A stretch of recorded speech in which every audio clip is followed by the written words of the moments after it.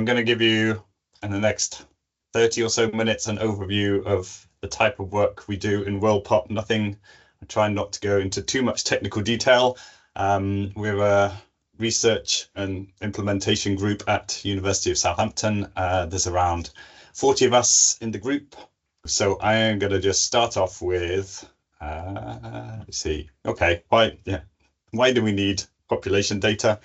You probably all have your own needs, reasons. I've just listed a few here that relate to governance, and yeah, it's pretty much anything you can think about in terms of governance has some need for population data, particularly at small area scales.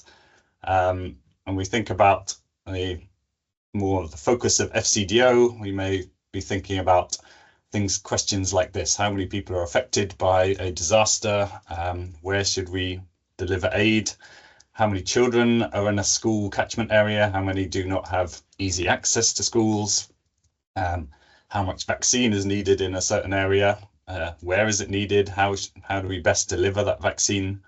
And how are things changing? So how many people are moving, migrating, and how does this change our strategies? Living in the UK, we perhaps are blessed with the fantastic work of the Office for National Statistics, and I've zoomed in here on the area that the Foreign Office is in, and you get this incredible data of people per square kilometre, showing much lower than average for the area of London, higher than average numbers of females in this area, much higher than average one-person households. So maybe lots of single female households around there. But there's often an assumption that we see this beautiful population data that we have in the UK, and there's an assumption that we have this kind of thing everywhere, right? It's as perhaps we all know, it's not so much the truth.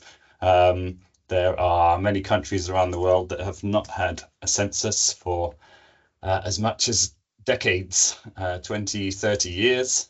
And on top of that, there can be a lack of registry administrative data systems. That we have strong systems here in the UK to be able to keep population data updated in between censuses.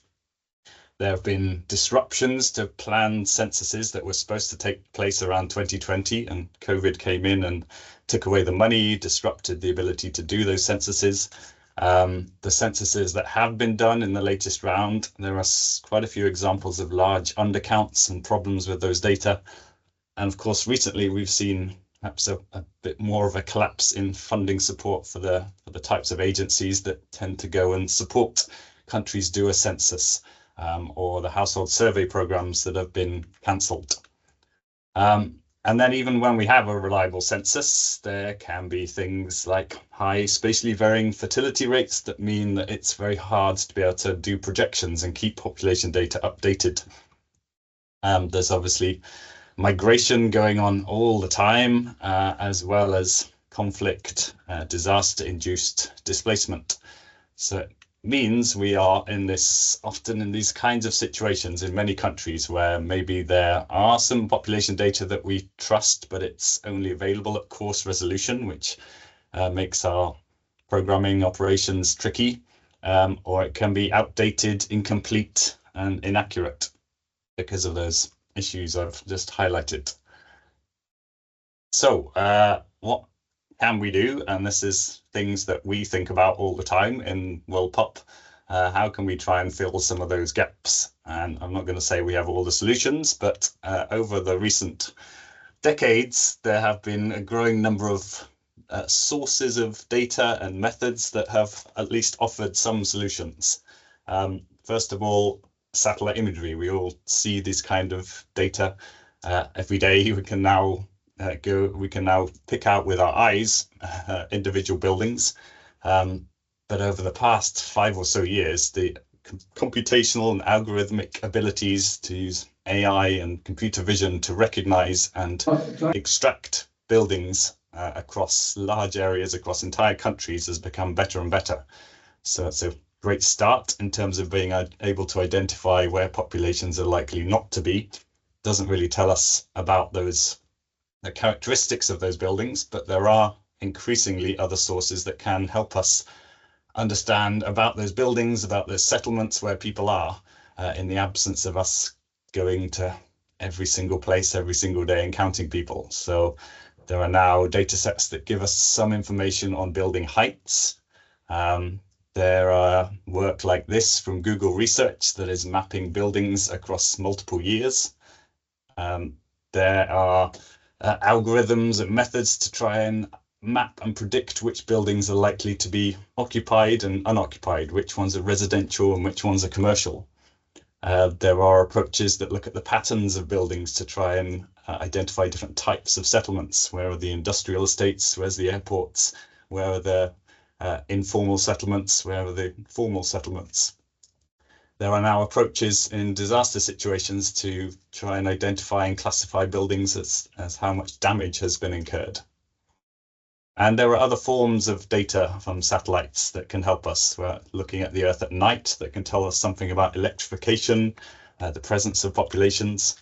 There are geospatial data sets on points of interest increasingly being gathered all the time through things like OpenStreetMap, Google Maps, that give us features that can help us relate to where populations are, but also plan the collection of data. And there are things like land cover, land use that are being classified with ever more greater accuracy. And then there are the devices that we all carry around and make use of on our mobile phones, and kind of aggregated and anonymized data from big tech companies looking at the movement of those devices, as well as mobile phone companies looking at the call patterns and data that can be gained from those. And I'll talk about those later on. But the aim here is, in the situation where we cannot go and count everybody every single day in every single location, we just don't have the resources, there are areas that cannot be reached. What we can do is build up a picture of the landscape using all of these geospatial data sets that may at least help us be able to make the best guess of how many people there are in an area and who those populations are, to help us fill gaps where we haven't been able to do a census for decades. And it tends to look more like this. So you'll see this throughout the presentation. WorldPop, a lot of our work is trying to build up these kind of giant data sandwiches that bring together all of these geospatial data sets, that each one gives a little bit of different type of information, possibly on how populations distribute themselves on the landscape. So how can we use this data sandwich? Well, there are kind of ingredients that go into trying to estimate and map numbers of people using this data sandwich. Firstly, we need some kind of population data. We're not just guessing out of nowhere. We need to anchor this to reality. And I'll talk about that in a minute in terms of those types of data that can be used. We need some kind of data that tell us where people are not, so that we can put a 0 in those places. And then within those areas of settlement, we need to be able to predict and understand how population densities might vary across those areas and how those demographics might vary. These feed into different types of models depending on the need, the situation. It can be spatial statistical ones, or more recently AI type models, to be able to produce population estimates, ideally with some kind of confidence intervals around them. And you'll see we're producing those in the form of a grid. Maybe when you're working with population data, typically for that comes from a statistics office, or for disaster response, working with these types of data where it's aggregated by certain administrative units. And this is great, but if we're trying to understand where to place a health facility, how many people are trying to access a school, it's difficult with these aggregated type of data. It's hiding so much variation within those areas. What we ideally want is something perhaps like this, the gridded estimates that reveal a lot more detail within those areas and help us plan, target resources, interventions much better.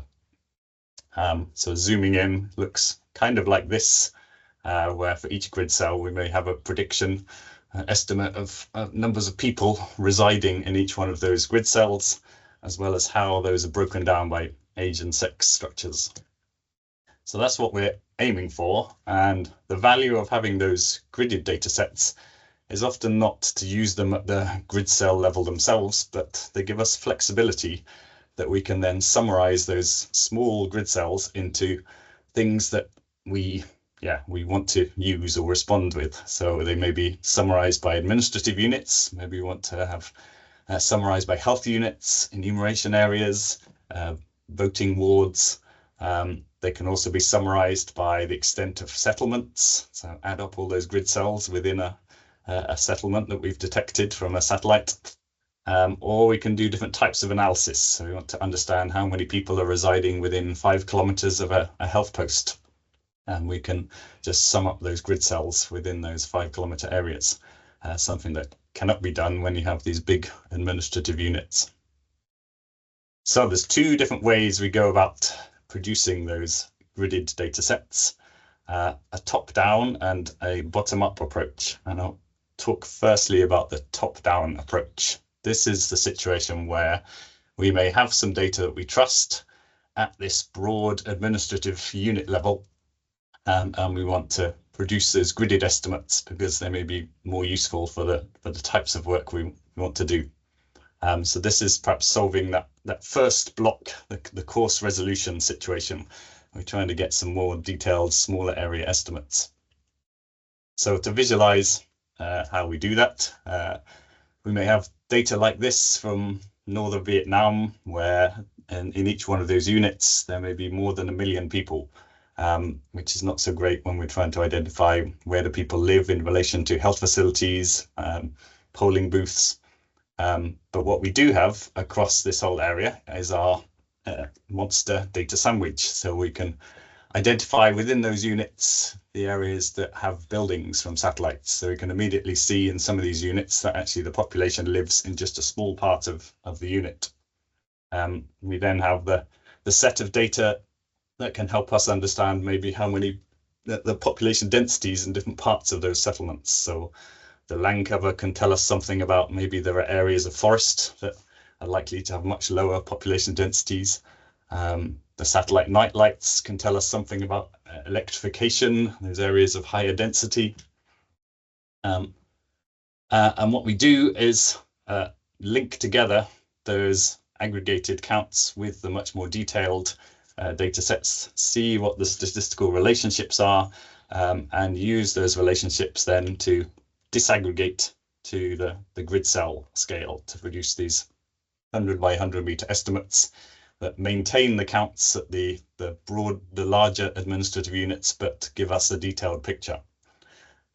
So this is has been a big focus of us for the last, I don't know, 10 or so years to try and gather together as much census, subnational estimate, projection data as possible, and particularly recently doing this for the 2020 census round, and designing methods to project those forwards. So we have a consistent global data set that we can then apply these methods to disaggregate to produce global gridded estimates across multiple time periods.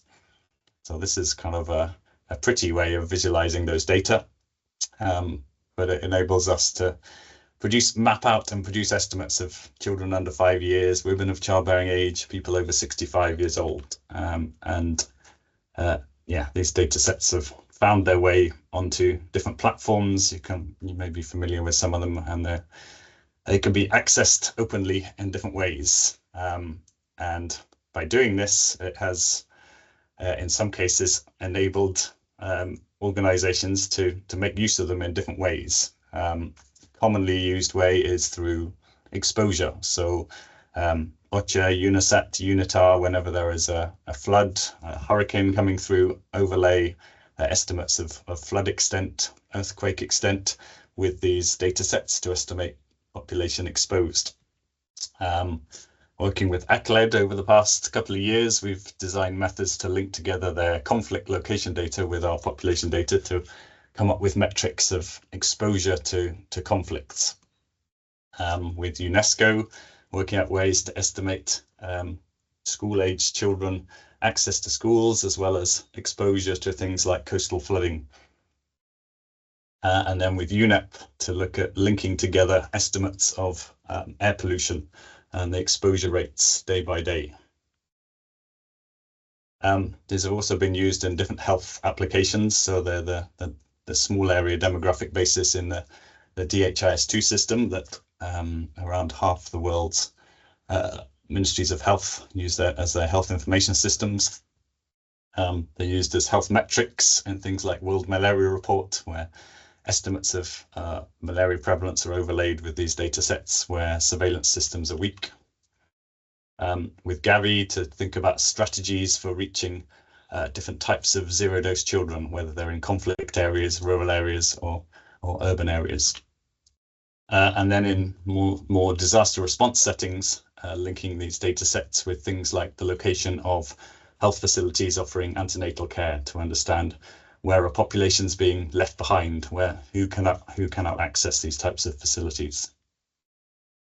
So that helps tick this box of course resolution.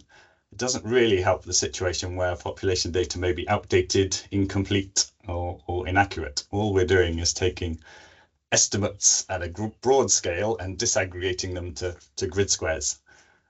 So what can we do here? And this brings in a bit more of a tricky situation and something where the methods developed are producing new population estimates that are in some cases conflicting with official government projections.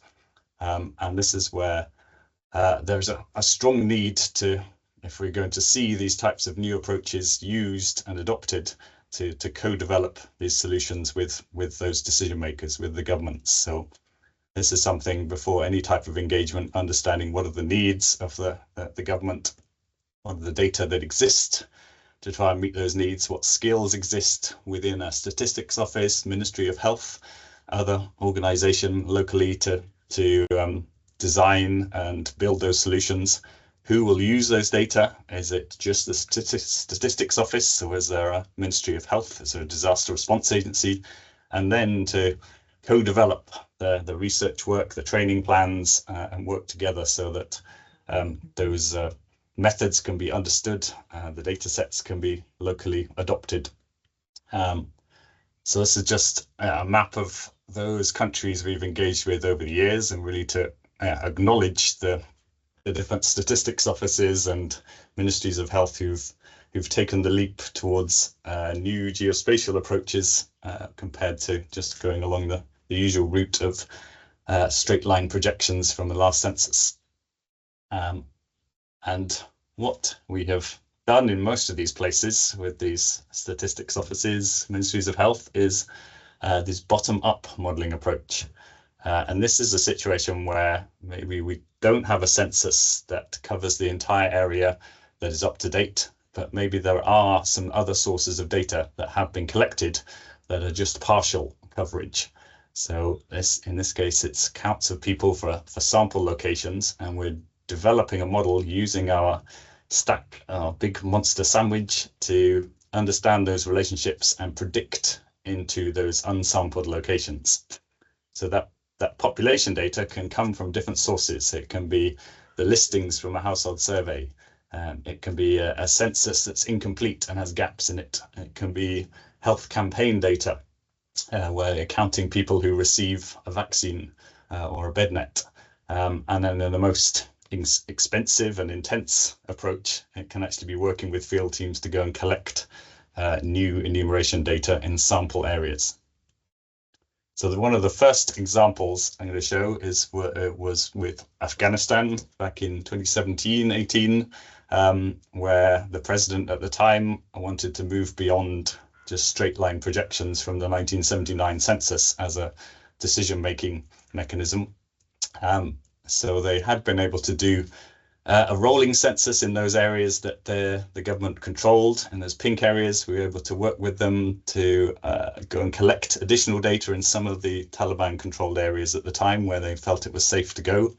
And so that gave us this data set to train a statistical model to understand the relationships with the geospatial data sets and be able to then predict, importantly, with confidence intervals into those unsampled areas. When we left some data out and saw how well it predicted, it did a pretty good job. But importantly, we're providing these confidence intervals. So those areas where that are a long way from where we had data had a much higher levels of uncertainty.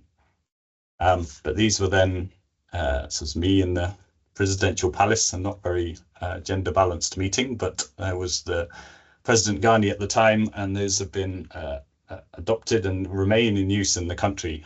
And we've heard examples like this where identified 1 million extra kids who received vaccines because of having this data as the basis for those decisions.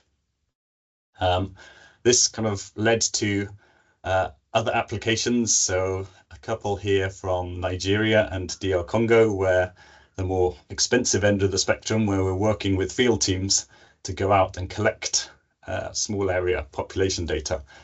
Here, 2006 was the last census in Nigeria, and a lot of questions about its numbers in the north.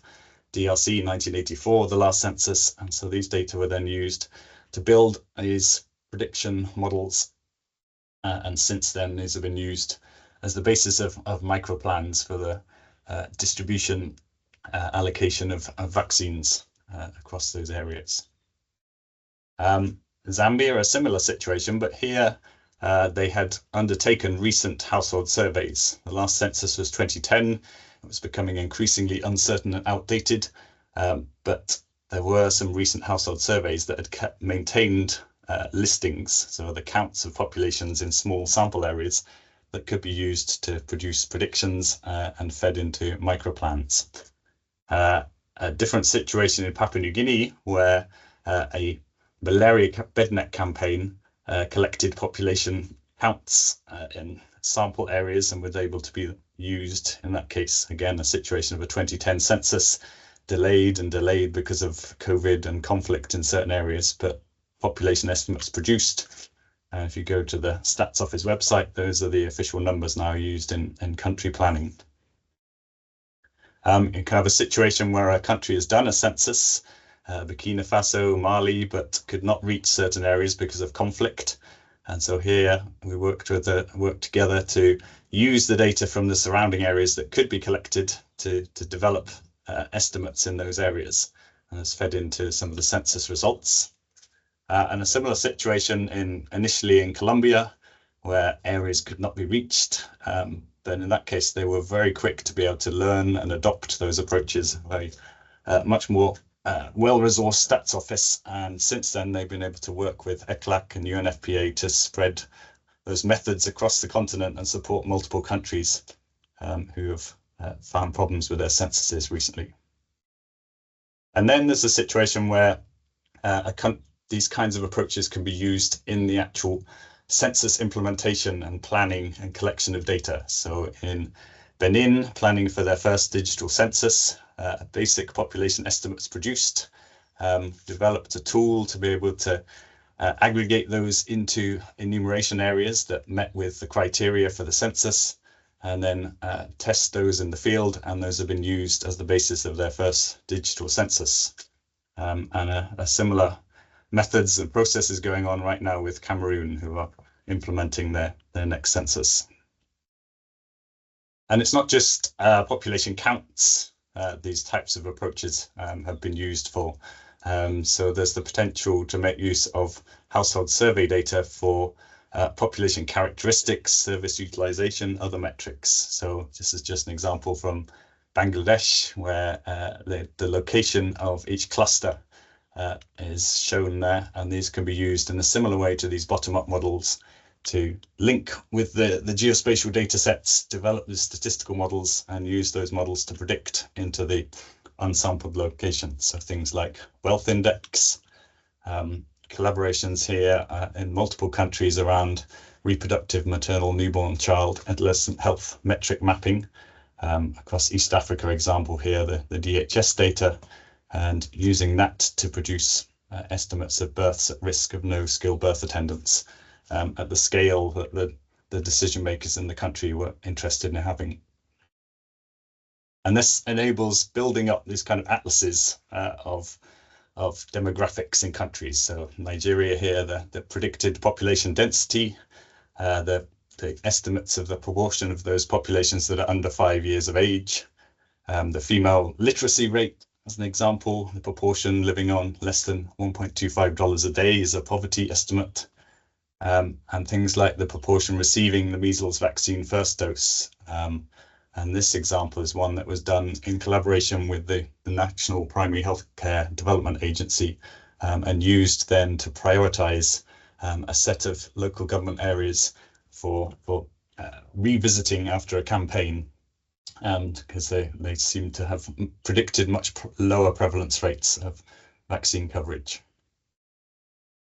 And I'll share these slides afterwards, but there's a link here to a new portal that enables exploration of many of these small area estimate data sets of things like antenatal care, contraceptive use, unsafe abortions, wash coverage, that may be of interest for you to explore.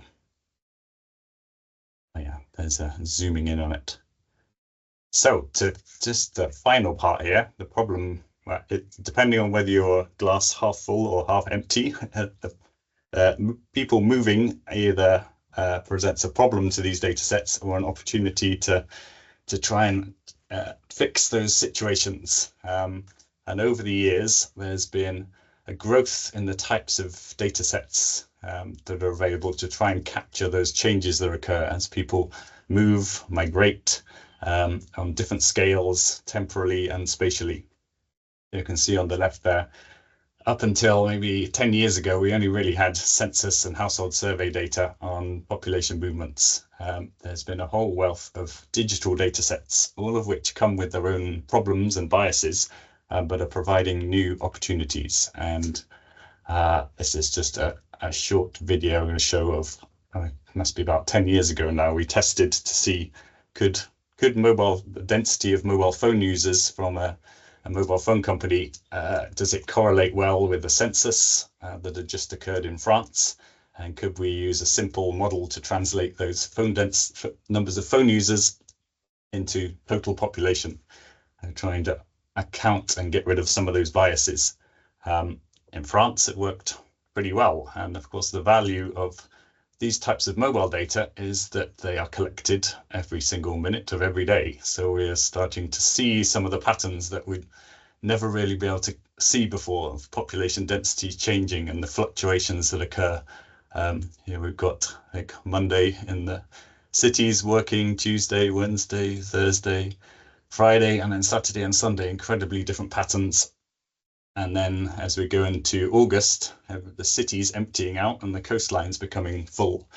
So this is, valuable maybe for France, but we were more interested in those countries that have these demographic data gaps. And it's not just the mobile phone data that is potential and has value. So there are data sets where you can work with mobile phone providers, but those can be challenging to access. So there are also sources that come from smartphones working with tech companies like Meta and Google, but those tend to be biased in some areas more heavily than some of the phone data sets. So then there are these data sets on displacement that come from places like IOM, the displacement tracking matrix, and there are also other sources of data that infer something else about mobility. And this is an image of nightlight brightness changing as people move in and light fires. So each of these data sets has different characteristics and different biases. And so a lot of our work that is going on is trying to understand those biases, bring different data sets together to capture the changes. And it enables us to highlight things like this, where we see great seasonal mobility, just like in France in certain countries, Namibia across a few years, Kenya and Pakistan and India. We see these types of changes going on that are obviously going to affect the way resources are allocated, where populations are at certain times of year. And so we've gathered a few different examples over the years. This is just one using the nighttime lights data for Niger. We didn't have access to any phone data, but as people moved in seasonally in the dry season to cities, they turn on lights, they light fires, but they also bring with them measles cases, and that sparks major outbreaks. And here we were able to show that using the night lights data to drive a transmission model, we could predict the timing of those cases and the dots much better than if we just assumed constant migration in blue or no migration at all in grey. So again, showing the value of these types of data sets operationally. The types of data that are coming from places like Facebook. This is data collaboration with Meta, looking at the populations, how they respond to major flooding. So this is from the monsoon season in India in 2023, looking at population movements from those flooded areas to dry areas and back again. And then this all kind of links together back to the population estimates. So final example here from South Sudan. Last census was 2008 when they were part of Sudan. A lot of displacement has happened since then. So firstly, trying to account for that displacement by adjusting national projections to give us a baseline estimate of populations, using that as the basis of a population estimation survey, so field collection of data, and then using that as training data for producing population estimates that have made their way through Parliament and, as far as I know, still in use by the government. So I'll finish up here. Hopefully I've shown, although certainly not perfect, there's a lot of work to be done, that there are approaches to try and fill some of these gaps at least. And these traditional data sources, census surveys, remain absolutely vital. This should not be seen as a replacement. And it's it's pretty sad that at the moment that we're seeing some of these resources cut, surveys disappearing. But some of these data sources, of course, can be outdated, incomplete, and unreliable, and not openly available in many settings. These new approaches can help complement the traditional sources, but they're certainly not perfect. We need to understand limitations, try and quantify the uncertainty in estimates that we're producing. And even more vital is, if we're going to see these data sets used and adopted, is this local ownership, co-development. Pretty vital if somebody in a statistics office is going to explain to the public why they've suddenly switched to using a geospatial approach rather than going door to door. That local ownership is pretty vital. So just to finish up here, there are various resources that we produce and are bringing together to support the co-development and training.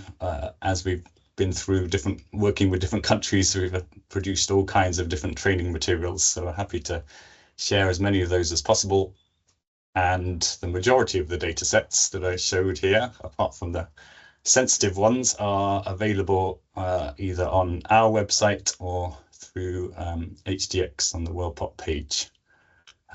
So I will finish there and acknowledge that this was primarily the team and not me doing all this work, and those people around the world that we collaborate with. So thank you.